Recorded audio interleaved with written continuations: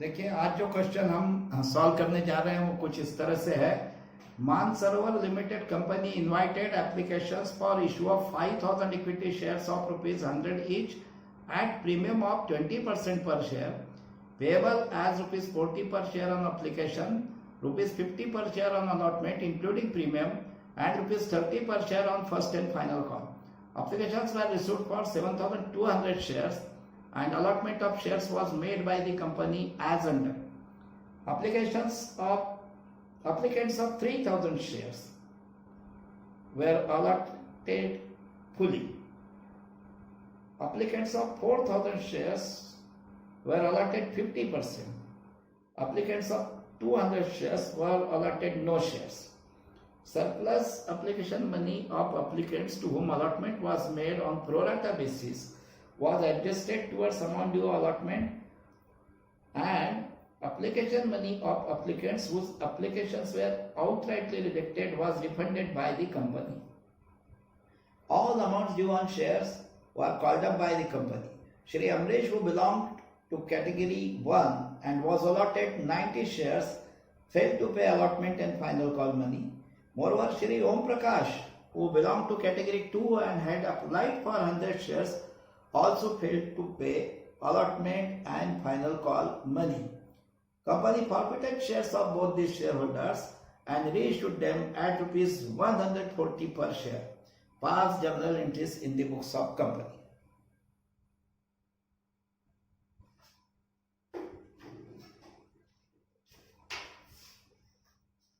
तैयार कर देंगे। देखिए, यहां पे आपको ऐसा कहा गया है कि कंपनी ने अपने सारे शेयर एप्लीकेंट्स 7200 शेयर्स के लिए अप्लाई करने वाले जो एप्लीकेंट उनको 3 कैटेगरी में विभाजित किया। कैटेगरी 1 में कंपनी ने 3000 शेयर्स के एप्लीकेंट को रखा जिन्हें फुल अलॉटमेंट कर दिया गया। तो मैं यहां लिखूंगा कैटेगरी ए, और इस कैटेगरी ए के शेयर्स, इस कैटेगरी ए के जो एप्लीकेंट है इनका total number of share applied है 3000, और इन्हें कंपनी ने फुल अलॉटमेंट किया। मतलब इन्होंने अप्लाई 3000 शेयर्स के लिए किया था, तो कंपनी ने इनको अलॉट में 3000 शेयर्स कर दिया। तो इनका तो कोई एप्लीकेशन मनी एक्सेस हुआ ही नहीं। 3000 शेयर्स के लिए अप्लाई किया था इन्होंने, इसका मतलब एप्लीकेशन मनी भी 3000 शेयर्स का भेजा था, कंपनी ने अलॉट भी 3000 शेयर्स किए, इनका कोई शेयर रिजेक्ट ही नहीं किया, तो फिर इनका कोई एप्लीकेशन मनी एक्सेस नहीं हुआ। तो ना ही इनका कोई एक्सेस एप्लीकेशन मनी है जो हमें रिफंड करना है, और ना ही उसे आगे अलॉटमेंट में या कॉल्स इन एडवांस में एडजस्ट करना है। कोई एक्सेस एप्लीकेशन मनी नहीं है, ठीक है। अब कैटेगरी बी में कंपनी ने 4000 शेयर्स के एप्लीकेंट को रखा और इनको प्रो राटा अलॉटमेंट किया। इनको जितने शेयर इन्होंने मांगे थे उसके 50% यानी 2000 शेयर्स अलॉट किए। चलिए, सॉरी, कैटेगरी ए बी नहीं है यहाँ पे कैटेगरी 1 और 2 है, ठीक है। ये है कैटेगरी 1। कैटेगरी 1 में कंपनी ने 3000 शेयर के एप्लीकेंट को रखा था और उनको फुल अलॉटमेंट किया था। मतलब उनका नंबर ऑफ शेयर अप्लाइड भी 3000 था, उन्हें अलॉट भी कंपनी ने 3000 किए, तो नंबर ऑफ शेयर अलॉटेड भी 3000 है। और मैं बता चुका कि उनका कोई एक्सेस एप्लीकेशन मनी नहीं है, कोई एप्लीकेशन मनी ना रिफंड करना है ना आगे अलॉटमेंट या कॉल्स इन एडवांस में एडजस्ट करना है। अब कैटेगरी 2 जो है, इस कैटेगरी 2 में कंपनी ने 4000 शेयर्स के एप्लीकेंट को रखा है, यानी इनका नंबर ऑफ शेयर अप्लाइड है 4000, और इनको कंपनी ने ओनली 50% शेयर इशू किए, 50% शेयर अलॉट किए, यानी जितने मांगे थे उसके आगे इन्होंने मांगे थे, इन्होंने अप्लाई किया था 4000 शेयर्स के लिए, उसके 50% है केवल 2000 शेयर्स अलॉट किए, तो इनका नंबर ऑफ शेयर अलॉटेड है 2000। तो फिर इसका मतलब इनके 2000 शेयर्स के एप्लीकेशन रिजेक्ट भी हो गए। अब इन्होंने अप्लाई यदि 4000 शेयर्स के लिए किया था तो एप्लीकेशन मनी भी 4000 शेयर्स का भेजा था, लेकिन कंपनी ने इनको केवल 2000 शेयर्स अलॉट किए, तो फिर इनका 2000 शेयर्स का, ये जो 2000 शेयर्स है, ये 2000 शेयर्स का एप्लीकेशन मनी एक्सेस हो गया। अब एप्लीकेशन मनी कितना था पर share? Application money per share था 40 रुपीज। तो 2000 शेयर्स का एप्लीकेशन मनी इनका एक्सेस हो रहा है, तो उसका अमाउंट हो रहा है 2000 शेयर्स इंटू ₹40, 80,000। अभी 80,000 कंपनी रिफंड तो करेगी नहीं, क्योंकि इनको प्रोराटा अलॉटमेंट हुआ है। आप जानते हो कि प्रोराटा अलॉटमेंट जिन लोगों को किया जाता है उनका excess application money company further calls में, फर्दर इंस्टॉलमेंट में एडजस्ट करती है, अलॉटमेंट में या कॉल्स इन एडवांस में, ठीक है। तो अब इनका एप्लीकेशन मनी जो एक्सेस हो रहा है 80,000, इसे कंपनी आगे के इंस्टॉलमेंट में एडजस्ट करना चाहेगी। तो आगे अब किस इंस्टॉलमेंट में कितना एक्सेस एप्लीकेशन मनी एडजस्ट हो सकता है ये हम देखेंगे। सारा के सारा अलॉटमेंट में एडजस्ट हो जाता है या कुछ अलॉटमेंट में एडजस्ट करने के उपरांत भी बच जाता है जो आगे फर्स्ट एंड फाइनल कॉल में एडजस्ट करना पड़े, ये हमें देखना होगा। और वो किस तरह से देखेंगे, इनका एप्लीकेशन मनी टोटल एक्सेस हो रहा है 80,000, 40 रुपीज पर शेयर के हिसाब से 2000 शेयर्स का। अब वो अलॉटमेंट में पूरी तरह से एडजस्ट होगा क्या, ये देखने के लिए हमें देखना होगा कि इस कैटेगरी के लोगों को जो 2000 शेयर्स अलॉट किए कंपनी ने, उस पर अलॉटमेंट मनी ड्यू कितना हो रहा है, क्योंकि अलॉटमेंट मनी ड्यू तो उतने शेयर पे होगा जितने इनको अलॉट किए। इनको अलॉट किए केवल 2000 शेयर्स, 2000 शेयर्स पे अलॉटमेंट मनी ड्यू कितना हो रहा है, अलॉटमेंट मनी पर शेयर है 50, तो 2000 shares into 50, 1 lakh rupees in पे अलॉटमेंट मनी ड्यू हो रहा है और इनका एक्सेस एप्लीकेशन मनी है ओनली 80,000। तो 80,000 ये 1 लाख से कमी है, इन पर अलॉटमेंट मनी ड्यू हो रहा है 1 लाख, उसमें इनका एक्सेस एप्लीकेशन मनी 80,000 पूरी तरह से एडजस्ट हो रहा है, ठीक है। बल्कि उसके उपरांत भी और अलॉटमेंट मनी 20,000 इनसे लेना बाकी है, तो एक्सेस एप्लीकेशन मनी 80,000 पूरा अलॉटमेंट मनी में एडजस्ट हो जाएगा। तो उसे हम ये अमाउंट एडजस्ट करके जो दो कॉलम है, एक अलॉटमेंट दूसरा कॉल्स इन एडवांस, उसमें अलॉटमेंट वाले कॉलम में लिख देंगे, क्योंकि इस 80,000 का हमें अलॉटमेंट मनी में एडजस्ट करना है, ठीक है। ये जो कॉलम है अमाउंट एडजस्ट करके इसमें दो कॉलम बताए गए, एक अलॉटमेंट दूसरा कॉल्स इन एडवांस। तो जो एक्सेस एप्लीकेशन मनी होता है प्रोराटा कैटेगरी के कारण, उसमें से कितना अलॉटमेंट में एडजस्ट करना हो, ये अमाउंट एडजस्ट करके इस अलॉटमेंट वाले कॉलम में लिखा जाएगा। और यदि कुछ अलॉटमेंट में एडजस्ट, अलॉटमेंट वाले इंस्टॉलमेंट में एडजस्ट करने के बाद भी बच रहा हो, जैसे आगे के कॉल में एडजस्ट करना हो, तो उतना अमाउंट कॉल्स इन एडवांस वाले कॉलम में लिखा जाएगा। अब यहाँ पे इनका एक्सेस एप्लीकेशन मनी 80,000 पूरी तरह से अलॉटमेंट इंस्टॉलमेंट में एडजस्ट हो रहा है, तो वो केवल हमने अलॉटमेंट के कॉलम में लिख दिया। तो आगे कुछ कॉल्स इन एडवांस में एडजस्ट हो ही नहीं रहा है, तो वहां हमने कुछ नहीं लिखा। अब इसके पश्चात कंपनी ने जो शेयर्स 200 शेयर्स के एप्लीकेंट, उनको कंपनी ने एक भी शेयर अलॉट नहीं किया, they were allotted no shares, outrightly reject कर दिया, ठीक है। ये उनको ये 200 शेयर्स के जो रिमेनिंग एप्लीकेंट्स है, कंपनी ने उनको थर्ड कैटेगरी में रखा, उनका नंबर ऑफ शेयर अप्लाइड है 200 और कंपनी ने उनको एक भी शेयर अलॉट नहीं किया, उनके 200 की 200 शेयर्स आउटराइटली रिजेक्ट हो गए। तो इनका 200 शेयर्स का जो एप्लीकेशन मनी इन लोगों ने भेजा होगा वो रिफंड करना होगा। अब 200 शेयर्स का एप्लीकेशन मनी कितना होगा, एक शेयर का है 40, तो 200 into 40 8,000, ये 8,000 रुपीज हम रिफंड करेंगे। चलिए, अब ये हो गया आपका,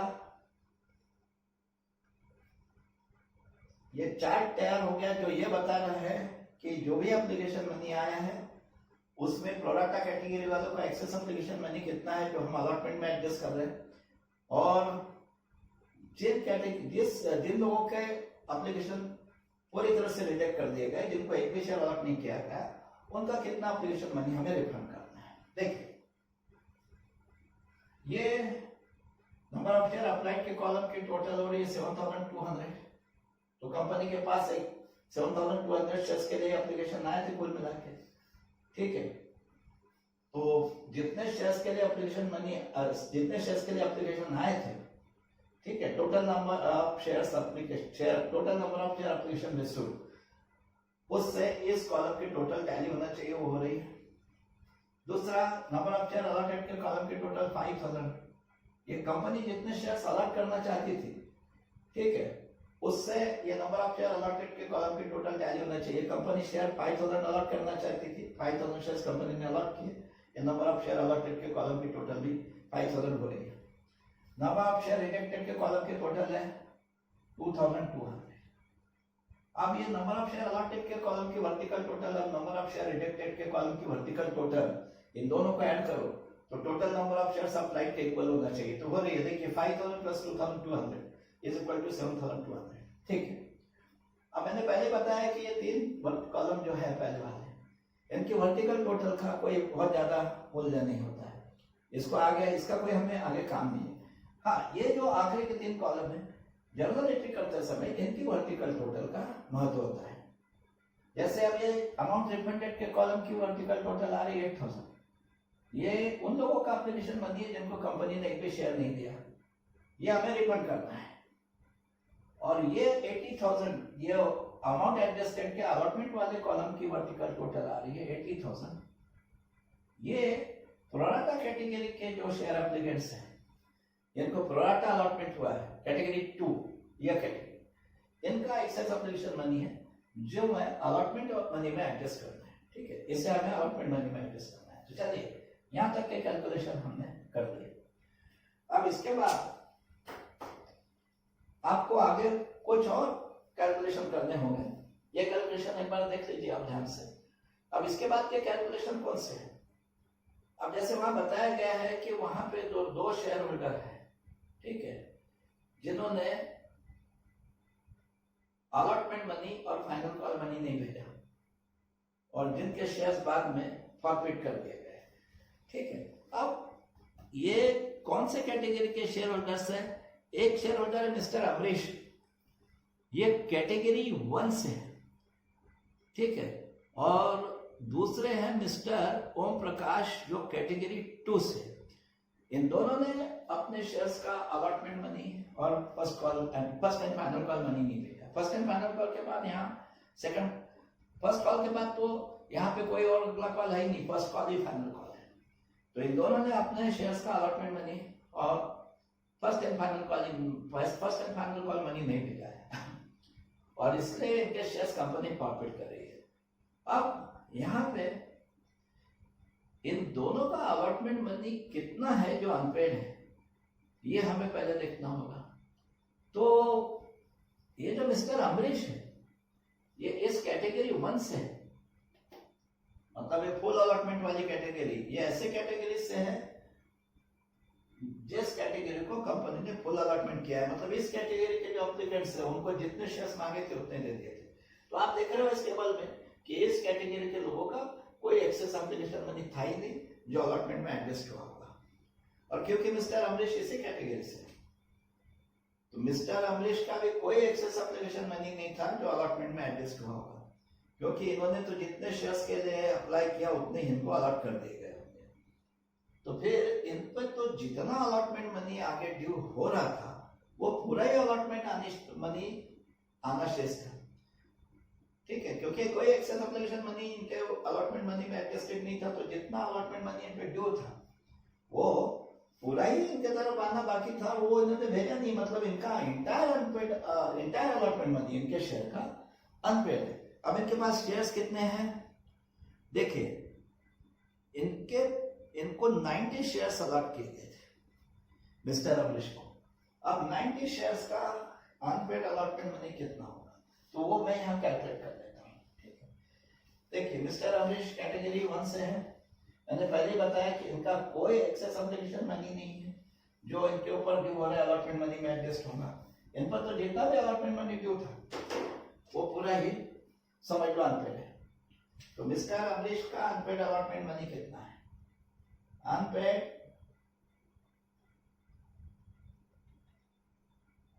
allotment money of Mr. Amrish is equal to, अब इनके पास 90 शेयर्स है, 90 शेयर्स पे कितना अलॉटमेंट मनी ड्यू हो रहा था जो अनपेड है? एक शेयर पे 50 रुपीज अलॉटमेंट मनी ड्यू है, तो 90 शेयर का रहा है, 90 शेयर्स इंटू 50, 4,500 रुपीज इन पे अलॉटमेंट मनी ड्यू था और वो पूरा ही अनपेड है। तो unpaid allotment money of mister Amrish तो आसानी से आपने निकाल लिया, इट इज 4,500, क्योंकि ये कैटेगरी 1 से संबंधित थे, ऐसी कैटेगरी से जिस कैटेगरी के एप्लीकेंट्स को कंपनी ने फुल अलॉटमेंट किया था। ठीक है, और उनका कोई एक्सेस एप्लीकेशन मनी अलॉटमेंट में एडजस्ट भी नहीं था, तो इनके ऊपर जितना अलॉटमेंट मनी ड्यू था वो सारा ही अनपेड था। लेकिन जो दूसरे शेयर होल्डर है मिस्टर ओम प्रकाश, उनके बारे में कहा गया है कि वो कैटेगरी 2 से हैं, इस कैटेगरी से, और इस कैटेगरी के लोगों को तो कंपनी ने प्रोराटा अलॉटमेंट किया था, और प्रोराटा अलॉटमेंट के कारण इस कैटेगरी के लोगों का 80,000 एप्लीकेशन मनी एक्सेस था, जो ऑलरेडी इन पर ड्यू होने वाले अलॉटमेंट मनी में एडजस्ट किया गया है। अब मिस्टर ओम प्रकाश भी इन्हीं में से एक है, तो फिर उनका भी एक्सेस एप्लीकेशन मनी कुछ ना कुछ इस 80,000 में इंक्लूडेड है, जो पहले से अलॉटमेंट मनी में एडजस्टेड है, इन पर ड्यू हो रहे अलॉटमेंट मनी में। तो फिर जितना इनका एक्सेस एप्लीकेशन मनी होगा उस सीमा तक तो मान लीजिए इन पर ड्यू हो रहा अलॉटमेंट मनी ऑलरेडी रिकॉर्ड है, और जो बचा हुआ allotment money, excess application money adjust करने के बाद बचा हुआ अलॉटमेंट मनी, वो उनके तरफ से नहीं आया, वो अनपेड है। तो हमें पहले कैलकुलेट करना होगा कि मिस्टर ओम प्रकाश पर अलॉटमेंट मनी आना बकाया कितना था, एक्सेस एप्लीकेशन मनी एडजस्ट करने के बाद, ठीक है, कितना अलॉटमेंट मनी आना बकाया था जो नहीं है। अब वो कैसे कैलकुलेट करेंगे, उसके लिए बहुत सारे कैलकुलेशन करना होंगे। तो मैं अब वो कैलकुलेशन आरंभ करता हूं। देखिए,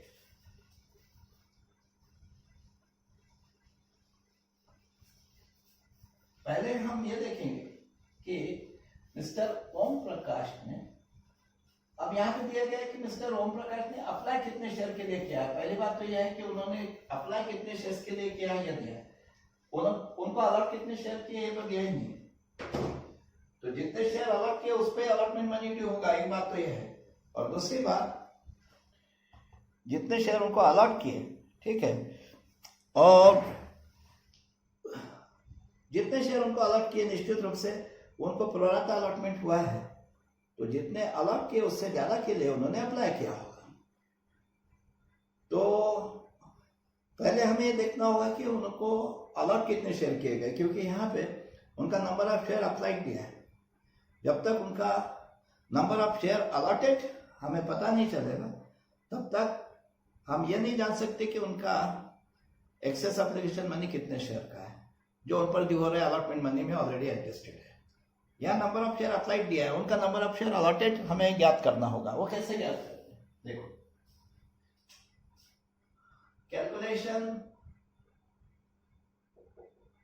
of number of shares allotted by Om Prakash.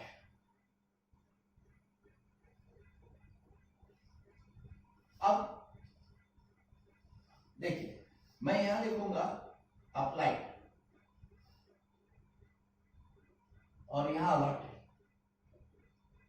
अब ये अप्लाइड और अलॉटेड, ये दोनों हेड के नीचे क्या लिखना है, मिस्टर ओम प्रकाश कैटेगरी 2 के एप्लीकेंट्स में से एक है। He is one of the applicants from category 2 जिनको प्रोडक्ट अलॉटमेंट हुआ है। तो मैं यहाँ अप्लाइड में पहले कैटेगरी 2 के जो एप्लीकेंट्स है उनका total number of share applied लिखूंगा, ठीक है। टोटल अप्लाइड कितना है इनका, इस कैटेगरी के लोगों ने टोटल 4000 शेयर्स के लिए अप्लाई किया था, ठीक है। इस कैटेगरी के लोगों ने 4000 शेयर्स के लिए अप्लाई किया था टोटल, और इनका total number of share allotted कितना है, कंपनी ने इनको अलॉट कितने किए, ओनली 2000 शेयर्स। इनका total number of share allotted है 2000। अब इन्हीं 4000 शेयर्स के एप्लीकेंट में से एक है मिस्टर ओम प्रकाश, जिनका आपको नंबर ऑफ शेयर अप्लाइड तो मालूम है, अलॉटेड नहीं मालूम। अप्लाइड कितना है इनका, इन्होंने टोटल 100 शेयर्स के लिए अप्लाई किया था, तो मैं यहाँ अप्लाइड के नीचे लिख देता हूँ 100, और इनका नंबर ऑफ शेयर अलॉटेड नहीं मालूम है, तो let the number of share allotted to mister Om Prakash B x, तो मैं यहाँ लिख देता हूँ x। अब यदि इस x की वैल्यू हम ज्ञात कर लेंगे तो पता चल जाएगा कि ओम प्रकाश को कितने शेयर अलॉट किए गए। तो देखिए, x की वैल्यू ज्ञात करने के लिए क्या करना है, इस 4000 का x का क्रॉस मल्टीप्लिकेशन करो।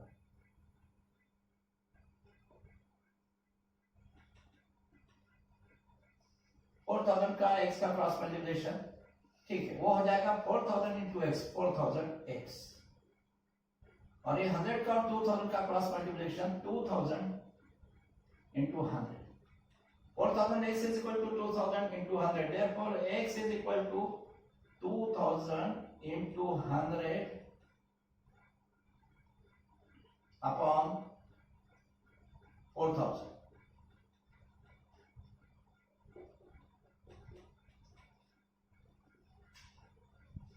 देखिए ये आ रहा है 50 शेयर्स, ठीक है, ये 50 शेयर्स आ रहा है, ठीक है। अब इसका मतलब एक्स की वैल्यू निकाली आपने, वो आ रहा है 50। इसका मतलब ये है कि मिस्टर ओम प्रकाश को 50 शेयर्स अलॉट किए गए। उन्होंने अप्लाई किया था 100 शेयर्स के लिए, लेकिन अलॉट किया कंपनी ने 50 शेयर। अब उनका एक्सेस एप्लीकेशन मनी कितना होगा? देखिए एक्सेस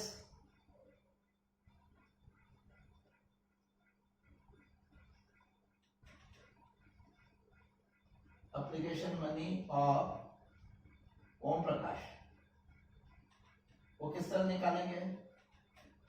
देखिए उन्होंने अप्लाई किया था 100 शेयर्स के लिए, इसका मतलब 100 शेयर्स का एप्लीकेशन मनी भेजा था।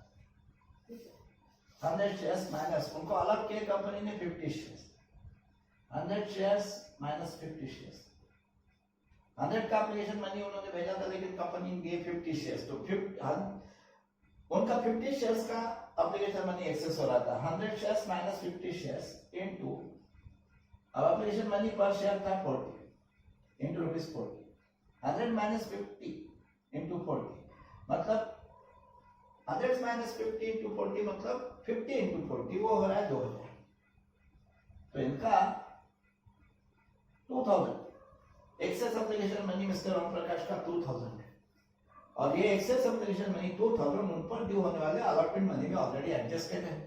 तो ऐसा समझ लीजिए कि उन पे जो अलॉटमेंट मनी ड्यू हो रहा था उसमें का 2000 तो उनके एक्सेस एप्लीकेशन मनी से ऑलरेडी रिकॉर्ड है। अब जो बचा हुआ अलॉटमेंट मनी है वो नहीं है, वो कितना होगा अब वो भी कैलकुलेट कर देते हैं। चलिए अब उसके लिए पहले ये देखना होगा कि मिस्टर ओम प्रकाश पे अलॉटमेंट मनी ड्यू कितना होगा।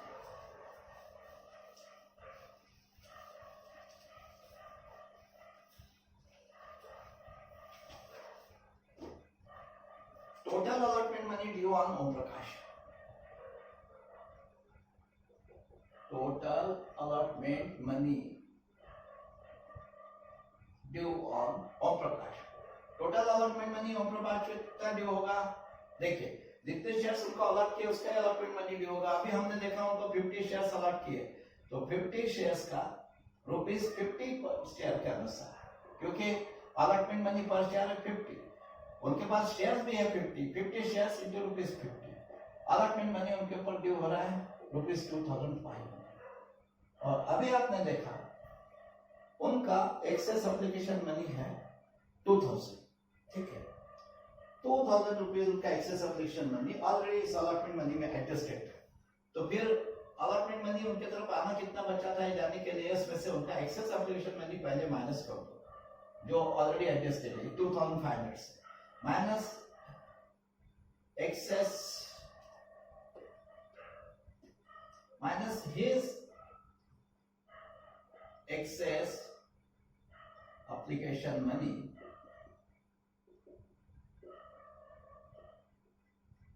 ऑलरेडी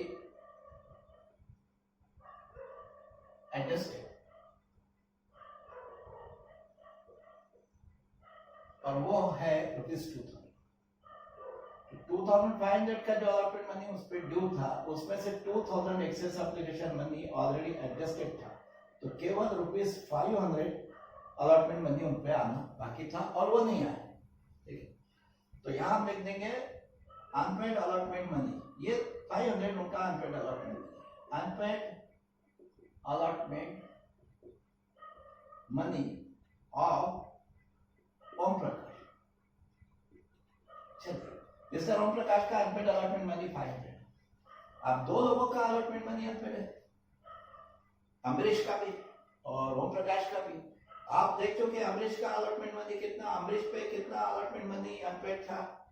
देखिए उनको कंपनी ने कितने शेयर अलॉट किए थे, 90 शेयर, और 90 शेयर का 50 के हिसाब से ₹50 पर शेयर के हिसाब से उनका तो पूरे 4500 नहीं आया, वो हम पहले लिख चुके हैं। और ओम प्रकाश का 500 नहीं आया, तो फिर टोटल अलॉटमेंट मनी अनपेड कितना है, टोटल allotment money unpaid, ठीक है। 4,500 मिस्टर अमरीश का अनपेड है और 500 मिस्टर ओम प्रकाश का। तो टोटल अलॉटमेंट मनी इन दोनों शेयर होल्डर की तरफ से कितना अनपेड है? 4,500 प्लस 5,000 का अलॉटमेंट मनी कंपनी को नहीं मिला। चलिए अभी ये भी देख लेते हैं कि जब कंपनी के बैंक अकाउंट में बाद में अलॉटमेंट मनी आया तो कितना आया।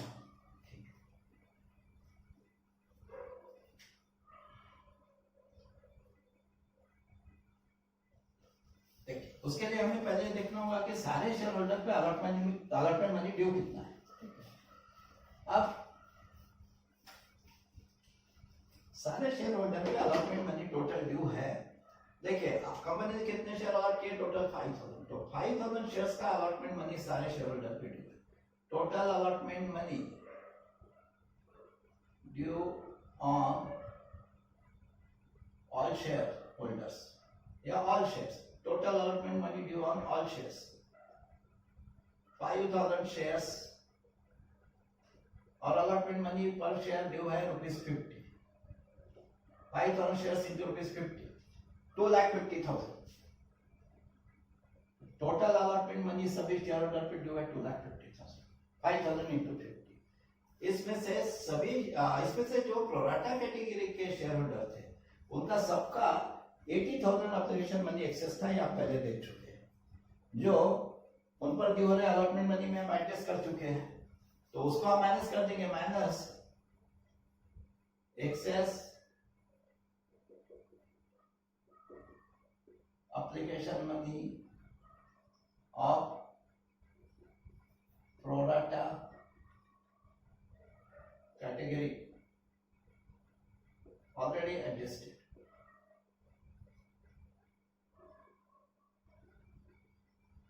और वो है 80,000। इस 2,50,000 में से 80,000 पहले से एडजस्टेड था, तो केवल ₹1,70,000 अलॉटमेंट मनी सभी शेयर होल्डर की तरफ आना बताया था। अब इसमें से ये दो शेयर होल्डर जो है, ठीक है, अमरीश और ओम प्रकाश, अभी आपने देखा इनका 5,000 अनपेड है, तो वो हम माइनस कर देंगे तो पता चलेगा बैंक अकाउंट में कितना अलॉटमेंट मनी आया था। तो minus total allotment money unpaid, total allotment money unpaid ₹5,000। 1,70,000 सभी शेयर होल्डर पे आना बकाया था, उसमें से 5,000 ये दो लोगों का नहीं आया, तो केवल 1,65,000 का अलॉटमेंट मनी बैंक अकाउंट में आया है। इसको मैं लिख दूंगा allotment money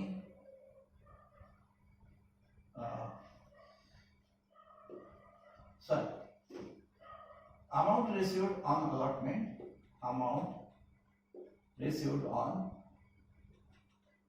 allotment in bank account. इतना अलॉटमेंट मनी बाद में बैंक अकाउंट में आया है, ठीक है। चलिए, जितने कैलकुलेशन की आवश्यकता थी एंट्रीज करने से पहले वो सारे कैलकुलेशन हम कर चुके हैं।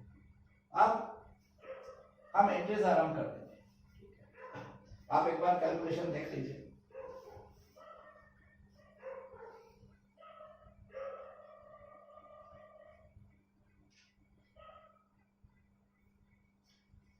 अब हम एंट्रीज आराम करेंगे, जनरल एंट्रीज, ठीक। अब पहले जनरल एंट्री क्या होती है? एप्लीकेशन मनी जब बैंक अकाउंट में आता है तो किस तरह की एंट्री होती है? Bank account debit to equity share application account.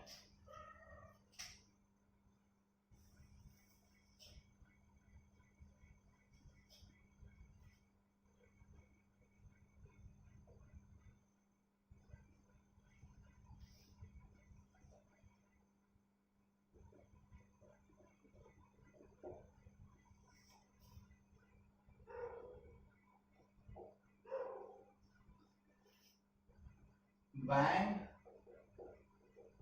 account debit to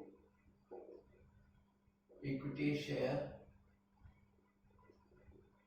application account. इस एंट्री का अमाउंट कितना होगा, जितना एप्लीकेशन मनी बैंक अकाउंट में आया है कंपनी के, वो इस एंट्री का अमाउंट होगा। अब कंपनी के पास एप्लीकेशन आए थे 7,200 शेयर्स के लिए और एप्लीकेशन मनी पर शेयर था 40। तो कितना एप्लीकेशन मनी कंपनी के बैंक अकाउंट में आया, 7,200 इंटू 40, ठीक है, 2,88,000, ठीक है। 7,200 इंटू 40, 2,88,000 बैंक अकाउंट में आया। तो हम बैंक अकाउंट को डेबिट करेंगे 2,80,000 से। Bank account debit 2,88,000। अब इसमें से अब इतना पूरा अभी तो हम इक्विटी शेयर एप्लीकेशन अकाउंट में क्रेडिट भी कर देंगे, ठीक है। मतलब bank account debit 2,88,000 equity share application account 2,80,000। अब सेकंड एंट्री कैसी होती है, इस एप्लीकेशन मनी को कैपिटल अकाउंट में ट्रांसफर किया जाता है। लेकिन अब आप जानते हैं कि पूरा 2,88,000 यहाँ कैपिटल अकाउंट में ट्रांसफर नहीं हो पाएगा। इसमें 80,000 प्रोराटा कैटेगरी के शेयर एप्लीकेंट का एक्सेस एप्लीकेशन मनी है जो हमें अलॉटमेंट मनी में एडजस्ट करना है, और करीबन 8,000 ऐसे लोगों का है जिनको एक भी शेयर नहीं दिया जो रिफंड करना है। तो फिर ये पूरा 2,88,000 शेयर कैपिटल अकाउंट में ट्रांसफर नहीं हो सकता, ठीक है। अब देखिए, तो फिर अब इसमें से कितना कैपिटल में ट्रांसफर होगा, कितना इक्विटी शेयर अलॉटमेंट में एडजस्ट होगा, इसके लिए हम पहले टेबल बना चुके हैं, ठीक है। अब उस टेबल के आधार पर हम सेकंड एंट्री करेंगे। सबसे पहले हम जितना amount equity share application account में फर्स्ट एंट्री में क्रेडिट किया था उतना वहां से रिवर्स करने के लिए इक्विटी शेयर एप्लीकेशन अकाउंट को डेबिट कर देंगे।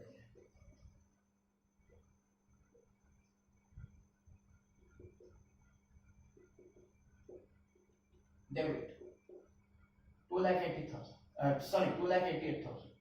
अब इसमें से इक्विटी शेयर कैपिटल में केवल उतने शेयर का एप्लीकेशन मनी क्रेडिट होगा जितने शेयर कंपनी ने अलॉट किए। अब कंपनी ने अलॉट किया ओनली 5,000 शेयर्स, तो 5,000 शेयर्स का application money 5,000 into 40, 2 lakh rupees, वो तो इक्विटी शेयर कैपिटल अकाउंट में क्रेडिट हो जाएगा। और आप देख चुके हैं जब आपने टेबल बनाया था कि प्रोराटा कैटेगरी वैल्यू का 80,000 एक्सेस एप्लीकेशन मनी वो अलॉटमेंट मनी में एडजस्ट करना है, तो उसको हम इक्विटी शेयर अलॉटमेंट अकाउंट में क्रेडिट कर देंगे।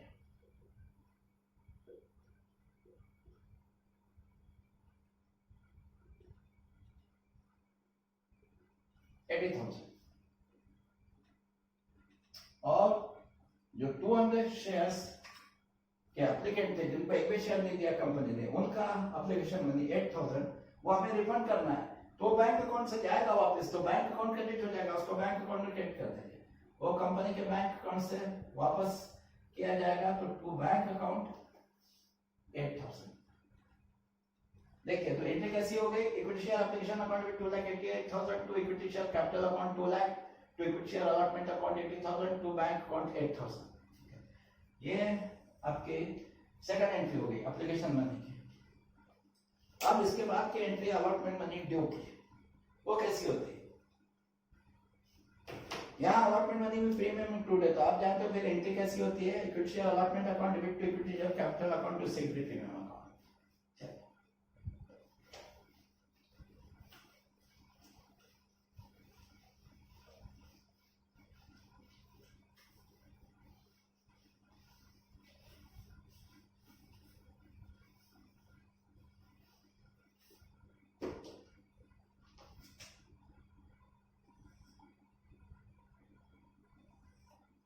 Equity share allotment account debit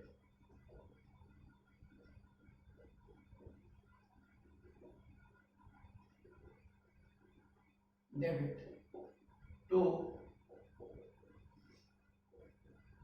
equity share capital account to secretary premium account. अब इक्विटी शेयर अलॉटमेंट अकाउंट को कितने से डेबिट करेंगे, जितना अलॉटमेंट मनी सारे शेयर होल्डर पे ड्यू हो रहा है उस अमाउंट से इक्विटी शेयर अलॉटमेंट अकाउंट को डेबिट करेंगे। अलॉटमेंट मनी कितना ड्यू हो रहा है, एक शेयर पे 50 रुपीज है, कंपनी ने इशू किया 5,000 शेयर्स, तो 5,000 shares into 50, 2,50,000। Equity share allotment account में 2,50,000, पर इस 2,50,000 को जब हम क्रेडिट करेंगे तो दो अलग अलग अकाउंट में क्रेडिट होगा, इसका बाइफर्केशन हो जाएगा।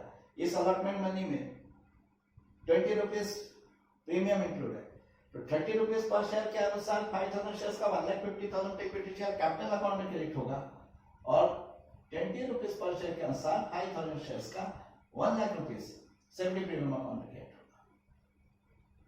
तो एंट्री कैसी होगी? इक्विटी शेयर अलॉटमेंट अकाउंट में 2,50,000 इक्विटी शेयर कैपिटल अकाउंट 1,50,000 तो सिक्योरिटी प्रीमियम अकाउंट बनता है, ठीक है। अब अलॉटमेंट मनी जब बैंक अकाउंट में आएगा तब एंट्री कैसी होगी? अब अलॉटमेंट मनी आपको पता है कितना आ रहा है बैंक अकाउंट में, हमने 1,65,000 हम पहले कैलकुलेशन कर चुके हैं वर्किंग वर्क में। 1,65,000 बैंक अकाउंट में अलॉटमेंट मनी आ रहा है, तो बैंक अकाउंट केवल 1,65,000 से डेबिट होगा। बैंक अकाउंट डेबिट 1,65,000 और इक्विटी शेयर कैपिटल अकाउंट इतने अमाउंट से क्रेडिट होगा। Sorry, equity share capital, equity share allotment account, ठीक है। तो equity share allotment account bank account में 1,65,000 तो इक्विटी शेयर अलॉटमेंट अकाउंट 1,65,000, ठीक है। ये अलॉटमेंट मनी के बैंक अकाउंट में रिसीव होने की एंट्री हो गई, ठीक है। लेकिन ये इस दृष्टि से हुई कि कंपनी कोई कॉल्सी नियरेस्ट अकाउंट मेंटेन नहीं करती। If company maintains calls in nearest account, then what will be alternative entry? फिर इसकी अल्टरनेटिव एंट्री कैसी होगी वो भी मैं यहां बता देता हूं।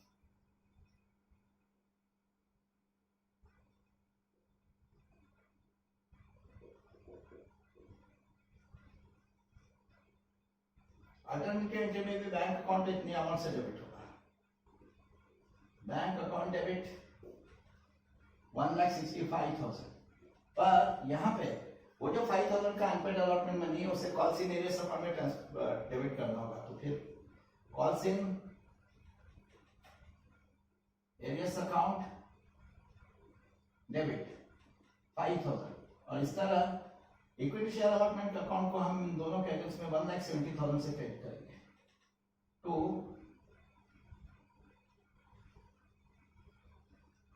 Equity share allotment account 1,70,000। चलिए, अब ये अलॉटमेंट मनी के बैंक अकाउंट में रिसीव होने की एंट्री दोनों दृष्टि से हो गई। कंपनी कॉल्सी नियरेस्ट अकाउंट मेंटेन करती है तो ये एंट्री होगी, नहीं करती है तो ये एंट्री होगी। चलिए, अब अलॉटमेंट मनी ड्यू किए उसके बैंक अकाउंट में रिसीव होने की भी एंट्रीज होगी। अब इसके बाद first and final call money due की एंट्री वो किस तरह होती है? Equity share first and final call account debit equity share capital, उसमें कोई प्रीमियम भी इंक्लूड नहीं है।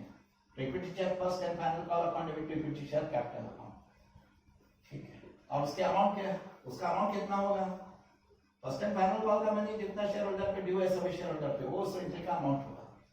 अब फर्स्ट एंड फाइनल कॉल पे पर शेयर कितना अमाउंट ड्यू है? 30 रुपीज, ठीक है। 30 रुपीज पर शेयर वहां ड्यू है, और कंपनी ने इशू किया 5,000 शेयर्स, तो 5,000 शेयर्स का 5,000 into 30, total first and final call money सारे शेयर होल्डर पे ड्यू है 1,50,000, ठीक है। 5,000 शेयर्स इंटू रुपीज 30, तो फिर 1,50,000 से हम equity share first and final call account को डेबिट करेंगे। Equity share first and final call account debit 1,50,000, तो equity share capital account 1,50,000।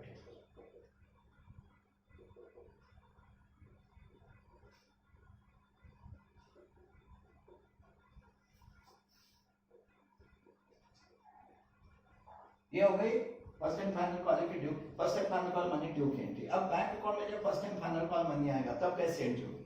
Bank account debit to equity share first and final call.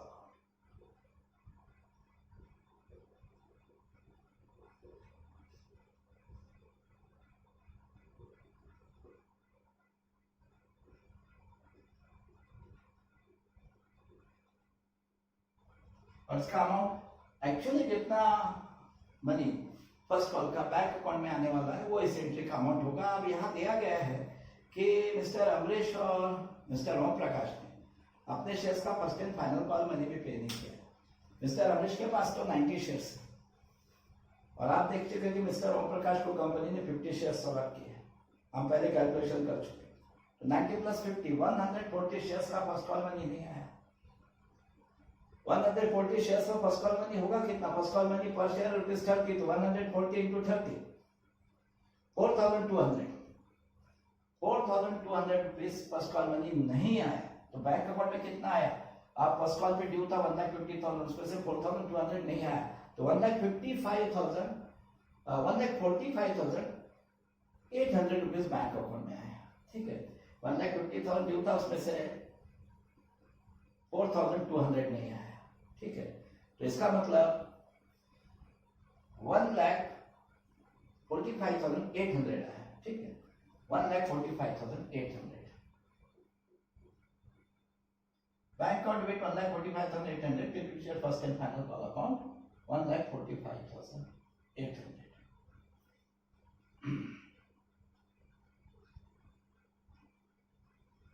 अब देखिए ये एंट्री जो है bank account debit 1,45,800, equity share first and final call account 1,45,800। ये हमने ऐसा सोच के किया कि कंपनी किसी प्रकार का कॉल सीनियरियस अकाउंट मेंटेन नहीं कर रही है, पर अगर company call in arrears account maintain करती है तो इसके लिए एक अल्टरनेटिव है।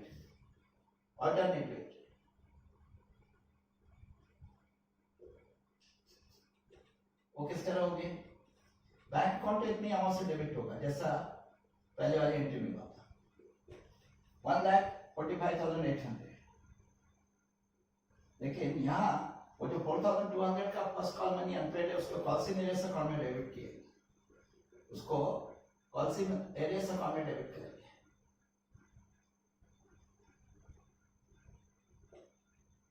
Call in arrears account debit 4,200। ठीक है, और इन दोनों के अगेंस्ट में हम equity share first and final call को पूरा 1,50,000 से फिर क्रेडिट कर देंगे।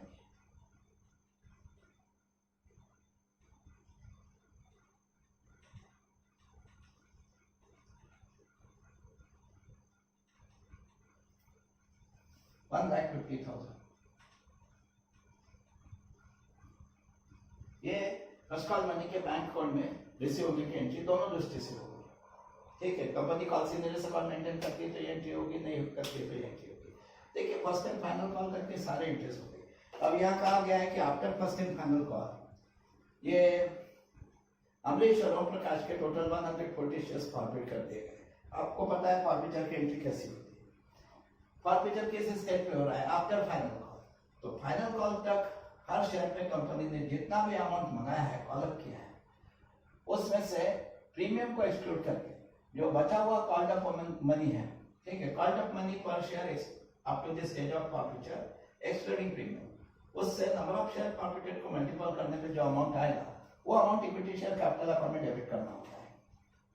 अब देखिए फाइनल कॉल के बाद यदि फॉरवर्ड हो रहा है आफ्टर द फाइनल कॉल, तो फाइनल कॉल तक तो कंपनी टोटल 120 रुपीज मंगा चुकी है। अब देखिए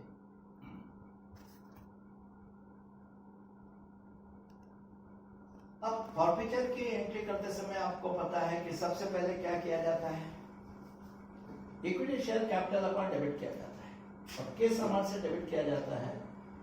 फॉरफीचर जिस स्टेज पे हो रहा है उस स्टेज तक कंपनी हर शेयर पे जितना अमाउंट मंगवा चुकी है उसमें से प्रीमियम अगर कुछ इंक्लूड है तो उसको एक्सक्लूड करके जो बचा हुआ अमाउंट है, जिसे कहते हैं called up money per share up to the stage of forfeiture excluding premium, उस called up money per share up to the stage of forfeiture excluding premium से नंबर ऑफ शेयर फॉरफीचर को multiple करने पे जो amount आता है उतना amount equity share capital account में डेबिट किया जाता है।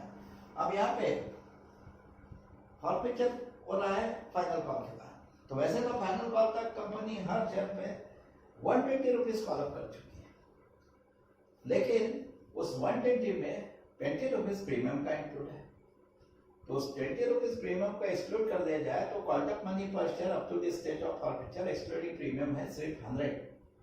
और हमारे जो नंबर ऑफ शेयर फॉरफिट हो रहा है, देखिए अमरीश के 90 और ओम प्रकाश के 50, टोटल 90 + 50 140 शेयर फॉरफिट हो रहे हैं। तो number of shares 140 multiplied by called up money per share up to the stage of forfeiture including premium 100, 140 into 100, 14,000 equity share capital account में हम डेबिट कर देंगे। इक्विटी शेयर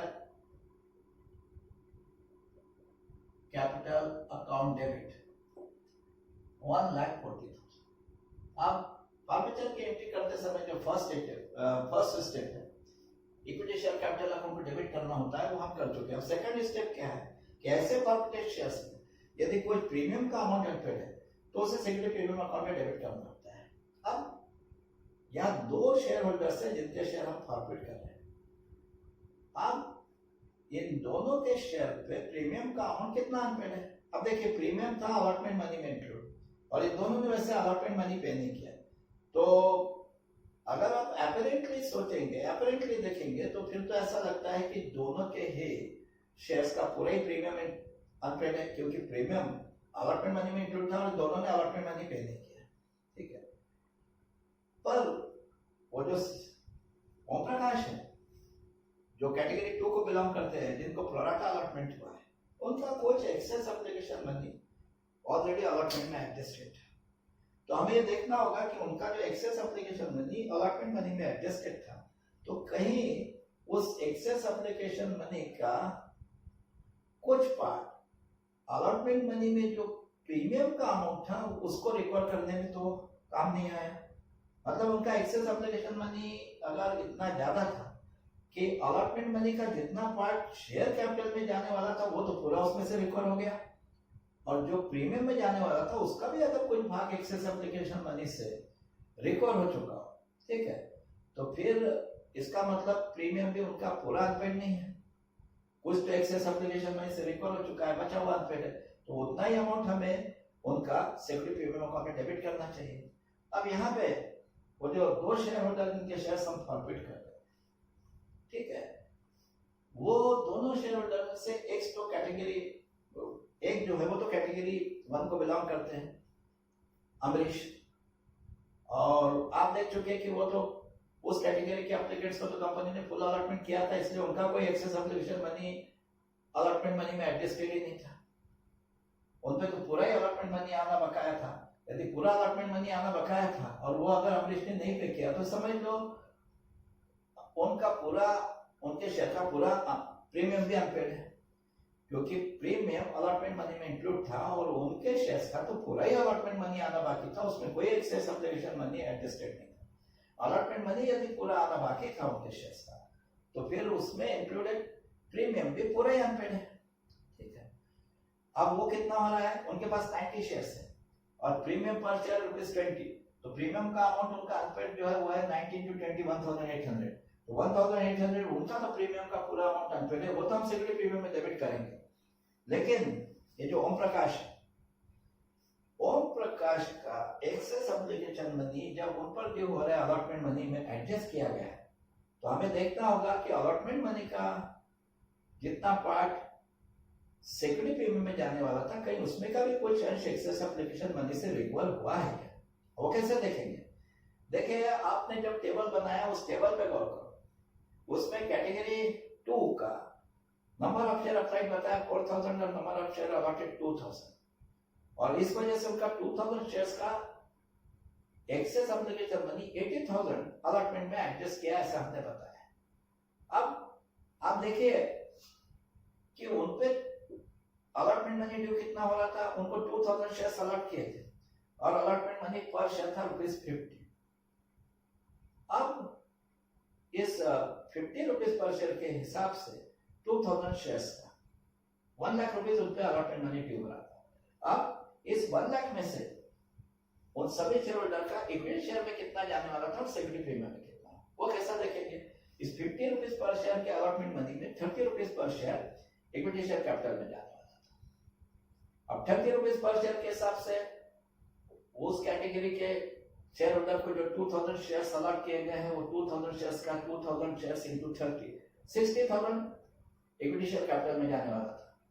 जो टोटल 1 लाख रुपीज उनका अलॉटमेंट मनी ड्यू हो रहा था, उसमें से 60,000 इक्विटी शेयर कैपिटल में जाने वाला था, और प्रीमियम का अमाउंट है 20 रुपीज पर शेयर जो अलॉटमेंट मनी में इंक्लूड है। ठीक है, 50 rupees per share allotment money में 20 प्रीमियम इंक्लूड है, तो 20 रुपीज पर शेयर के हिसाब से उनको अलॉट किए गए 2000 शेयर्स का 2000 इंटू 20 40,000 ये सेक्रेटरी प्रीमियम अकाउंट में जाने वाला था। तो जो अलॉटमेंट मनी 1 लाख रुपए ड्यू हो रहा था, ठीक है, केवल प्रोराटा कैटेगरी के शेयर एप्लीकेंट, उसका बाइफरकेशन किस तरह हो रहा है, उसमें से 60,000 इक्विटी शेयर कैपिटल में जाने वाला था और 40,000 ये सेक्रेटरी प्रीमियम में जाने वाला था। अब यहाँ स्थिति ऐसी है कि उस कैटेगरी के लोगों का जो एक्सेस एप्लीकेशन मनी 80,000 अलॉटमेंट में एडजस्ट किया गया। तो हुआ ये कि अलॉटमेंट मनी में से जो 60,000 कैपिटल अकाउंट में जाने वाला था, इक्विटी शेयर कैपिटल अकाउंट में, वो तो पूरा उस एक्सेस एप्लीकेशन मनी से रिकवर हो गया, क्योंकि मैंने अभी बताया उन लोगों पे जो 1 लाख रुपए अलॉटमेंट मनी ड्यू हो रहा था, उसमें से 60,000 इक्विटी शेयर कैपिटल में जाने वाला था। अब उनका एक्सेस एप्लीकेशन मनी 80,000 जब अलॉटमेंट मनी में एडजस्ट किया गया, तो ऐसा मान लो अलॉटमेंट मनी का 80,000 तो एक्सेस एप्लीकेशन मनी से रिकवर हो गया।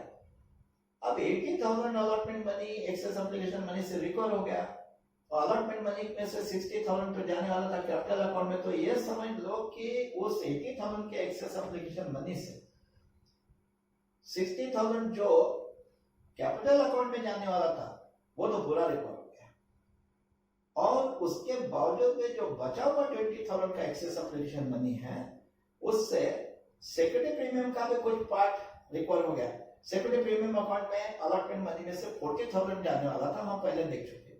तो एक्सेस एप्लीकेशन मनी 80,000 जो अलॉटमेंट मनी में एडजस्ट किया गया, तो उसमें से अलॉटमेंट मनी का जितना पार्ट 60,000 कैपिटल अकाउंट में जाने वाला था, वो तो पूरा रिकवर हो ही गया। उसके बावजूद भी एक्सेस एप्लीकेशन मनी 20,000 जो बच गया था, उसमें से प्रीमियम में, सेक्रेटरी प्रीमियम में जो जाने वाला था अमाउंट 40,000, उसका भी आधा अमाउंट रिकवर हो गया। बचे हुए एक्सेस एप्लीकेशन मनी 20 से सेक्रेटरी प्रीमियम अकाउंट में जो अलॉटमेंट मनी का पार्ट जाने वाला था ₹40,000, उसका भी आधा पार्ट रिकवर हो गया। और फिर हुआ ये कि प्रोराटा कैटेगरी के सारे एप्लीकेंट प्रीमियम का जो अनपेड अमाउंट है वो केवल 20,000 ही रह गया। प्रीमियम का अनपेड अमाउंट 20,000 ही रह गया। अब इसका मतलब ये हुआ कि सारे शेयर होल्डर पे टोटल प्रीमियम जो ड्यू था 40,000, उसमें का आधा तो एक्सेस एप्लीकेशन मनी से रिकवर ही हो गया, उनका आधा ही बचा था। अब जब सारे शेयर होल्डर की ऐसी स्थिति थी कि उनका आधा प्रीमियम का अमाउंट उनके शेयर का एक्सेस एप्लीकेशन मनी से रिकवर हो चुका था, आधा ही बकाया था जो नहीं आया। तो अब ये जो मिस्टर ओम प्रकाश है, he is also one of the applicants from category 2, ये भी उसी कैटेगरी 2 के प्रोराटा कैटेगरी के एप्लीकेंट्स में से है। अब इनका भी ये हुआ कि इनका भी जो एक्सेस एप्लीकेशन मनी होगा, जब अलॉटमेंट में एडजस्ट किया गया होगा, तो कुछ इस तरह से एडजस्ट हुआ कि इनके शेयर पे जो प्रीमियम का अमाउंट ड्यू हो रहा था, उसका आधा अमाउंट इनके एक्सेस एप्लीकेशन मनी से रिकवर हो गया और प्रीमियम का आधा ही अमाउंट अनपेड है। अब इन पे प्रीमियम ड्यू कितना हो रहा था, इनके पास केवल 50 शेयर्स है और प्रीमियम था ₹20 पर शेयर, तो 50 into 20 ₹1,000 प्रीमियम का अमाउंट इन पे ड्यू था। लेकिन अब प्रोराटा कैटेगरी के सारे शेयर होल्डर का जितना अमाउंट प्रीमियम का ड्यू था, उसका आधा तो उनके एक्सेस एप्लीकेशन मनी से रिकवर हो गया। ये कैलकुलेशन मैं पहले ही बता चुका। तो इनका भी, इनके ऊपर भी, इनके 50 शेयर्स पे जो प्रीमियम का अमाउंट ड्यू हो रहा था 1,000, उसका आधा, हाफ यानी 500 इनके एक्सेस एप्लीकेशन मनी से रिकवर हो गया था और 500 ही अनपेड था।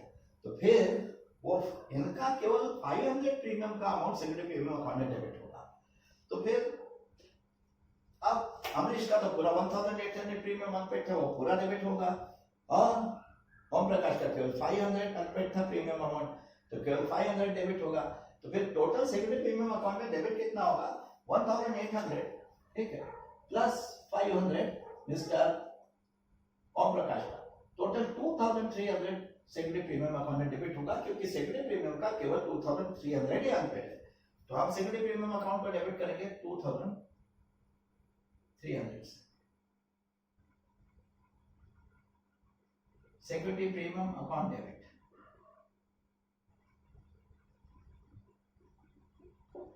2,300। अब फॉरफिचर की नेक्स्ट स्टेप क्या है, ऐसे फॉरफिचर शेयर्स पे जितना अमाउंट कंपनी को मिल चुका है, paid up amount on such forfeiture shares, उसमें यदि कुछ प्रीमियम का भी अमाउंट इंक्लूड है, कुछ प्रीमियम भी पेड है, तो पेड प्रीमियम को माइनस करने के बाद बचा हुआ जो फॉरफिटेड अमाउंट होता है, बचा वो जो पेड अप अमाउंट होता है, ठीक है, paid up amount on forfeited shares excluding premium, उसे फॉरफिटेड शेयर्स अकाउंट में क्रेडिट किया जाता है। अब ये 140 शेयर जो फॉरफिट किए गए, इन पे टोटल कितना अमाउंट पेड अप था? तो वैसा तो इन लोगों ने केवल एप्लीकेशन मनी पे किया, उसके बाद कुछ पे नहीं किया। पर अब एप्लीकेशन मनी मिस्टर अमरीश ने तो 90 शेयर्स का ही पे किया था, ठीक है, क्योंकि वो तो फुल अलॉटमेंट वाले कैटेगरी से उसने जितने शेयर के लिए अप्लाई किया उतने अलॉट भी किए। अब 90 शेयर्स का एप्लीकेशन मनी पे करने के बाद उसने कुछ नहीं पे किया, तो उसका तो पेड अप अमाउंट है 90 शेयर्स का एप्लीकेशन मनी, और एप्लीकेशन मनी पर शेयर था 40, 90 into 40 3600।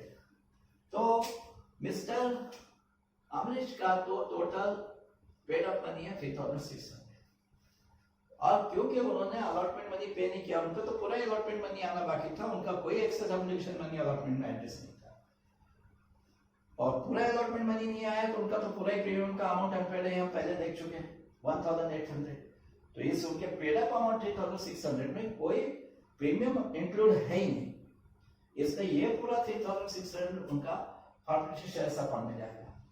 लेकिन ये जो दूसरे शेयर होल्डर है ओम प्रकाश, इन्होंने टोटल 100 शेयर्स के लिए अप्लाई किया था, तो एप्लीकेशन मनी भी 100 शेयर का भेजा था, उसके बाद कुछ नहीं भेजा इन्होंने। तो इनका पेड अप अमाउंट जो है वो 100 शेयर्स का एप्लीकेशन मनी है, 50 का नहीं, 50 तो अलॉट किए गए, इन्होंने अप्लाई 100 शेयर्स के लिए किया था, तो एप्लीकेशन मनी भी 100 शेयर का भेजा था, और पूरा कंपनी ने रख लिया था, ठीक है, उसमें का कुछ अमाउंट अलॉटमेंट में एडजस्ट कर दिया था। तो ऐसा मान लो कि इनके शेयर्स का पेड अप अमाउंट तो इनके एप्लीकेशन मनी ऑफ 100 शेयर्स। अब 100 शेयर्स का एप्लीकेशन मनी कितना? 100 into 40 rupees per share application money था, तो 100 into 40 4000 इनके शेयर्स का वैसे पेड अप अमाउंट है, ठीक है, बाद में इन्होंने कुछ नहीं भेजा। पर अब 4000 इनके शेयर्स का जो पेड अप अमाउंट है आप देख चुके, अभी जो हमने कैलकुलेशन किया, इनके एक्सेस एप्लीकेशन मनी में से 500 का एक्सेस एप्लीकेशन मनी इन पे ड्यू हो रहा है, प्रीमियम में भी एडजस्ट हो गया था, तो इसका मतलब वो 500 जो इनका पेड अप अमाउंट है, इसमें से सॉरी 500 नहीं, वो जो इनका जो एप्लीकेशन मनी है, ठीक है, 100 शेयर का 4000 जिसको हम बोल रहे हैं पेड अप अमाउंट, उस पेड अप अमाउंट में से 500 इनका प्रीमियम में चला गया था, ठीक है। तो फिर इसका मतलब 4000 में से 500 तो प्रीमियम में चला गया था, वो हमें एक्सक्लूड करना है, तो 4000 से 500 एक्सक्लूड करके इनका केवल 3500 फॉरफिटेड शेयर्स अकाउंट में जाएगा। इनका टोटल पेड अप अमाउंट 4000 है, लेकिन अभी आप देख चुके कि इनका एक्सेस एप्लीकेशन मनी जब इनके ऊपर ड्यू हो रहा है अलॉटमेंट मनी में एडजस्ट किया गया, तो इनके एक्सेस एप्लीकेशन मनी से इन पे जो प्रीमियम ड्यू हो रहा था 1000, उसमें का 500 भी रिकवर हो गया, और इसका मतलब यह है कि इनका जो टोटल 4000 रुपीज का पेड अप अमाउंट है, इसमें का 500 प्रीमियम पे करने के काम में आ गया, वो प्रीमियम में चला गया, वो 500 एक्सक्लूड करेंगे, तो 4000 से वो 500 एक्सक्लूड करके ओनली 3500 इनका फॉरफिटेड शेयर्स अकाउंट में ट्रांसफर करेंगे। तो ओम प्रकाश का 3500, लेकिन अमरीश का 3600, ये दोनों के टोटल करेंगे तो वो हो रही 7100। उस 7100 को हम फॉरफिटेड शेयर्स अकाउंट में करेंगे, टू फॉरफिटेड शेयर्स अकाउंट 7100। अब इसके बाद के स्टेप क्या है? जो जो इंस्टॉलमेंट का अमाउंट ऐसे शेयर होल्डर ने जिनके शेयर फॉरफिट किए जा रहे हैं उन्होंने पे नहीं किया है, उन इंस्टॉलमेंट को उतने ही अमाउंट से जितना उनका अमाउंट अनपेड है क्रेडिट करेंगे, ठीक है। जिस किसी इंस्टॉलमेंट का अमाउंट ये शेयर होल्डर्स ने पे नहीं किया है, उन इंस्टॉलमेंट्स के अकाउंट को उतने अमाउंट से जितना उनका अमाउंट अनपेड है हम क्रेडिट कर देंगे। जैसे इन दोनों शेयर होल्डर ने अलॉटमेंट का भी इंस्टॉलमेंट पे नहीं किया, तो जितना अलॉटमेंट मनी इनका अनपेड है उतने अमाउंट से इक्विटी शेयर अलॉटमेंट अकाउंट को क्रेडिट करेंगे। अब हम पहले वर्किंग नोट में देख चुके हैं इनका टोटल अलॉटमेंट मनी अनपेड है 5000, तो हम इक्विटी शेयर अलॉटमेंट अकाउंट को 5000 से क्रेडिट कर देंगे, जो टोटल अलॉटमेंट मनी इनका अनपेड है, इक्विटी शेयर अलॉटमेंट अकाउंट 5000। अब इसके बाद के स्टेप क्या है? फर्स्ट कॉल मनी भी अनपेड है, first and final call money भी अनपेड है, तो जितना first and final call money का अमाउंट अनपेड है उतना first and final call upon में क्रेडिट करना पड़ेगा। वो कितना अनपेड है वो भी हम पहले देख चुके हैं। तो इक्विटी शेयर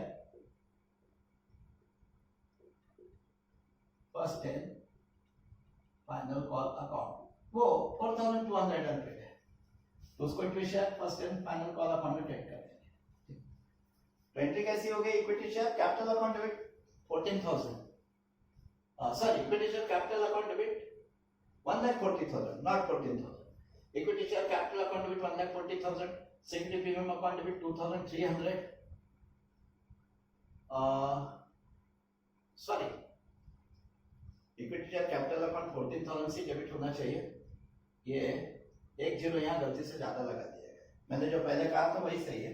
देखिए आप 140 शेयर्स प्रॉफिट कर रहे हैं टोटल, और नंबर ऑफ शेयर फॉरफिटेड 140 है, और जैसा मैंने पहले बताया कि called up amount per share up to the stage of forfeiture excluding premium 100 है, तो 140 into 100 ये 14,000 ही होना चाहिए। ठीक है, तो equity share capital account debit 14,000 से होगा। ठीक है, equity share capital account debit 14,000, security premium account debit 2,300, to forfeited shares account 7,100, to equity share allotment account 5,000, to equity share first and final account 4,200। ठीक है, फिर से देख लीजिए, equity share capital account debit 14,000, security premium account debit 2,300, to forfeited shares account 7,100, to equity share allotment account 5,000, to equity share first and final call account 4,200। इनके debit total debit credit की total भी tally हो रही है 16,300 16,300। ये हो गई forfeiture की एंट्री। लेकिन ये एंट्री करते समय हमने इस दृष्टि से कि कंपनी कोई कॉल सीनियर्स अकाउंट मेंटेन नहीं करती, और ये जो भी अनपेड अलॉटमेंट मनी है फाइनल कॉल मनी है ये कॉल सीनियर्स अकाउंट में ट्रांसफर नहीं हुआ है। लेकिन यदि company call seniors account maintain करती है और ये अनपेड फर्स्ट अलॉटमेंट मनी और first call money call seniors account में ट्रांसफर हुआ है, तो फिर फॉरफिचर की अल्टरनेटिव एंट्री किस तरह होगी? Alternative entry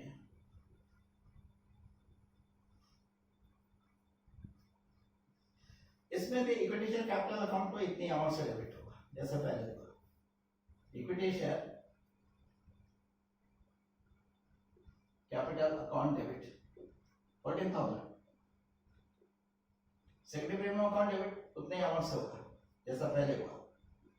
security premium account debit 2,300, और फॉरफिटेड शेयर्स अकाउंट भी उतने अमाउंट से डेबिट होगा जैसे पहले हुआ। तो फॉरफिटेड शेयर्स अकाउंट 7,100। बस फर्क कहाँ है? जो अलॉटमेंट का अनपेड मनी और फर्स्ट एंड फाइनल कॉल का अनपेड मनी, जो पहले इस एंट्री में दो अलग अलग अकाउंट में क्रिएट किया गया था, इक्विटी शेयर अलॉटमेंट और equity share first and final call, उसको एक साथ टोटल अनपेड मनी अलॉटमेंट का फर्स्ट एंड फाइनल कॉल का एक साथ कॉल से नियरेस्ट अकाउंट में क्रेडिट कर देंगे। वो कितना हो रहा है? 5,000 प्लस 4,200 9,200। इसको कॉल से नियरेस्ट अकाउंट में क्रेडिट कर देंगे to call in arrears account 9,200। देखिए एंट्री कैसी हो रही है? Equity share capital account debit 14,000, security premium account debit 2,300, to forfeited shares account 7,100, to call seniors account 9,200। ये फॉरफिचर की एंट्री इस दृष्टि से हो गई कि company call seniors account maintain कर रही है, और ये यदि company call seniors account maintain नहीं करती है। चलो फॉरफिचर की दोनों एंट्री हो गई। अब ये शेयर्स कंपनी ने रीइश्यू किया। रीइश्यू करते समय कंपनी ने 100 रुपीज का शेयर 140 में इशू किया। रेशियो का मतलब ये जो 140 शेयर्स अमरीश के और ओम प्रकाश के फॉरफिट कर लिए गए थे, उनसे वापस कर लिए गए थे, यही शेयर किसी और व्यक्ति को बेच दिया गया है, जिसे कहा जाता है रेशियो। और किसी और को बेचते समय एक एक शेयर जिसकी फेस वैल्यू 100 थी वो 140 में बेचा है। रेशियो के समय भी कंपनी ने 40 rupees per share premium charge किया, 140 में बेचा। तो अब इसकी एंट्री कैसी होगी? कंपनी ने टोटल 140 शेयर पर शेयर 140 के अनुसार बेचे, एक एक शेयर 140 में बेचा, और ऐसे 140 शेयर फिर से बेच दी कंपनी। तो कंपनी के बैंक अकाउंट में अमाउंट कितना है? 140 इंटू 140, ठीक है, वो कितना हो रहा है?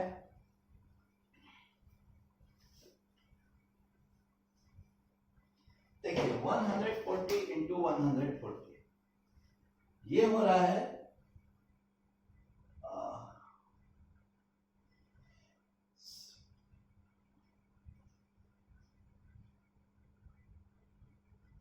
114 इंटू 140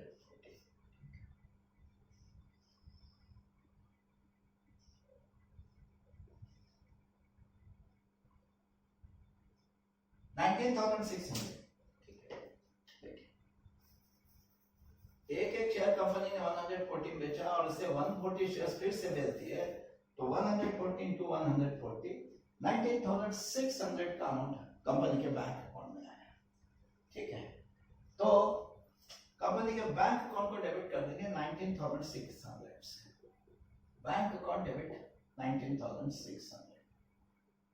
और मैंने बताया था कि कंपनी जब शेयर रीइश्यू करती है तो जिस किसी को कंपनी शेयर रीइश्यू कर रही है उससे सारा एंटायर अमाउंट एक साथ ले लेती है, उससे इंस्टॉलमेंट में नहीं लेती। जैसा 140 शेयर से 19,600 में उसे फिर से बेच रही है तो पूरा 19,600 एक साथ कंपनी ले लेगी, जो एक साथ लमसम कंपनी के बैंक अकाउंट में आ जाएगा। बैंक अकाउंट डेबिट हो गया। अब ये 140 शेयर यदि फिर से रीइश्यू किए गए तो इनके फेस वैल्यू से इक्विटी शेयर कैपिटल अकाउंट को फिर से क्रेडिट करना पड़ेगा। अब इक्विटी शेयर कैपिटल अकाउंट में कितना क्रेडिट होगा? इनका face value 100 rupees per share, तो 140 शेयर का हो गया 14,000। ये 14,000 अभी जब यही 140 शेयर्स हमने फॉरफिट किए थे, मिस्टर अमरीश के 50 और मिस्टर ओम प्रकाश के 90, तो यही वो 14,000 हमने इक्विटी शेयर कैपिटल अकाउंट में डेबिट कर दिया था। ठीक है, वो इसलिए कि वो ये जो 140 शेयर्स उस समय फॉरफिट किए गए थे उनका फेस वैल्यू 14,000 वो पहले इक्विटी शेयर कैपिटल अकाउंट में क्रेडिट हो चुका था, लेकिन जब वो 140 शेयर्स फॉरफिट किए गए तो उनका फेस वैल्यू जो 14,000 इक्विटी शेयर कैपिटल अकाउंट में क्रेडिट हुआ था वो वहां नहीं रखा जा सकता यदि शेयर्स फॉरफिट कर दिए गए। ठीक है, तो वो वहां से रिवर्स करना चाहिए करके इक्विटी शेयर कैपिटल अकाउंट को वो 14,000 इक्विटी शेयर कैपिटल अकाउंट को हमने फॉरफिचर के एंट्री में डेबिट कर दिया था। पर अब यदि वो शेयर फिर से रीइश्यू हो रहे हैं तो फिर वही 14,000 अब हमें फिर से इक्विटी शेयर कैपिटल अकाउंट में क्रेडिट करना चाहिए। तो हम इक्विटी शेयर कैपिटल अकाउंट को क्रेडिट करेंगे 14,000 से। Equity share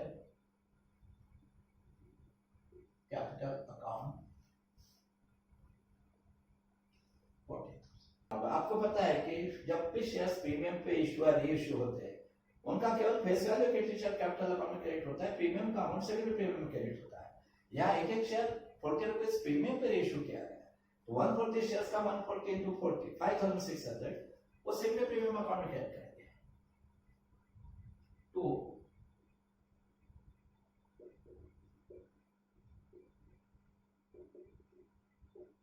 secondary premium 5,600। देखिए अब रेशियो की एंट्री कैसे होगी? Bank account debit 19,600 to equity share capital account 14,000 to secondary premium account 5,600। चलिए अब रेशियो के बाद एक काम और करना पड़ता है। ये पहले वाले शेयर होल्डर का जितना अमाउंट हमने फॉरफिटेड शेयर्स अकाउंट में क्रेडिट किया था, मतलब जितना अमाउंट फॉरफिट किया था, उसमें से रेशियो के समय यदि शेयर्स डिस्काउंट पे रेशियो किए हो तो डिस्काउंट पे रेशियो करने के कारण जो लॉस होता है वो लॉस का अमाउंट रिकवर करने के बाद बचा हुआ अमाउंट कैपिटल रिजर्व में ट्रांसफर करना पड़ता है। अब यहाँ पे रेशियो के समय शेयर्स डिस्काउंट पे रेशियो हुआ ही नहीं, प्रीमियम पे रेशियो है, तो किसी प्रकार का कोई लॉस हुआ ही नहीं। जो फॉरफिटेड शेयर्स अकाउंट में जो अमाउंट हमने पहले जमा किया उसमें से रिकवर करना पड़े। ठीक है, तो फिर यदि कोई लॉस हुआ ही नहीं है तो जो भी अमाउंट हमने पहले 2 शेयर होल्डर का फॉरफिट किया उसमें से कोई लॉस रिकवर ही नहीं करना है। तो एंटायर अमाउंट जो हमने दोनों शेयर होल्डर का फॉरफिट किया था, जिसको पहले फॉरफिटर के एंट्री में फॉरफिटेड शेयर्स अकाउंट में क्रेडिट किया था, वो पूरा ही अब कैपिटल रिजर्व में ट्रांसफर करना पड़ेगा। ठीक है, और वो कितना अमाउंट था? 7,100। हमने दोनों शेयर होल्डर का टोटल 7,100 फॉरफिट किया था, जो इसके पहले के एंट्री में फॉरफिटेड शेयर्स अकाउंट में क्रेडिट किया था। ठीक है, अब मैंने आपको एक फॉर्मूला भी बताया था कि कैपिटल रिजर्व में कितना अमाउंट ट्रांसफर करना है, ये कैसे कैलकुलेट किया गया। If all forfeited shares are ratio, यदि सारे फॉरफिटेड शेयर रेशियो हो रहे हो तो फिर उस केस में कैपिटल रिजर्व में कितना अमाउंट ट्रांसफर करना है वो कैसे कैलकुलेट करते हैं? Amount to be transfer to capital reserve is equal to amount credited to share forfeiture account in the entry of forfeiture minus amount debited to share forfeiture account in the entry of reissue. और ऐसा करने पे जो amount आएगा उससे capital reserve account में transfer किया जाता है। अब यहाँ amount credited to share forfeiture account मतलब ही forfeited shares account, amount credited to forfeited shares account in the entry of forfeiture है 7,100 और उसके बाद amount debited to share forfeiture account या forfeited shares account in the entry of reissue nil 0, कोई amount reissue के समय debit करना ही नहीं पड़ेगा। तो फिर इसका मतलब amount credited to forfeited shares account in the entry of forfeiture 7,100 minus amount debited to forfeited shares account in the entry of reissue 0, 7,100 minus 0, 7,100। ये पूरा आपको कैपिटल रिजर्व में ट्रांसफर करना चाहिए, ठीक है, क्योंकि पूरा ही 7,100 आपका बच गया जो दोनों शेयर होल्डर का फॉरफिट किया था, फॉरफिटेड शेयर्स अकाउंट में क्रेडिट किया था, उसमें से रीइश्यू के समय कोई लॉस ना होने के कारण कोई लॉस रिकवर ही नहीं करना पड़ा, तो पूरा 7,100 जो है ये बच गया और वो पूरा ही कैपिटल रिजर्व में ट्रांसफर करना है। अब उसको कैपिटल रिजर्व में यदि ट्रांसफर करना है तो अभी तो वो फॉरफिटेड शेयर्स अकाउंट में क्रेडिटेड है, वहां से अगर कैपिटल रिजर्व में ट्रांसफर करना है तो वहां से रिवर्स करना पड़ेगा, वहां क्रेडिटेड है तो आप डेबिट करना पड़ेगा, तो हम फॉरफिटेड शेयर्स अकाउंट को आप डेबिट कर देंगे, फॉरफिटेड शेयर्स अकाउंट डेबिट 7,100 और अब उसे कैपिटल रिजर्व अकाउंट में क्रेडिट करेंगे 2 7,100। चलिए एंट्री कैसे होगी, forfeited shares account debit 7,100 to capital reserve account 7,100। आज के इस क्वेश्चन की सारी एंट्रीज हो गई, ये रेशियो की भी एंट्रीज हो गई, सारी एंट्रीज आज के क्वेश्चंस की हो चुकी है। आज का ये क्वेश्चन यहाँ समाप्त होता है। धन्यवाद।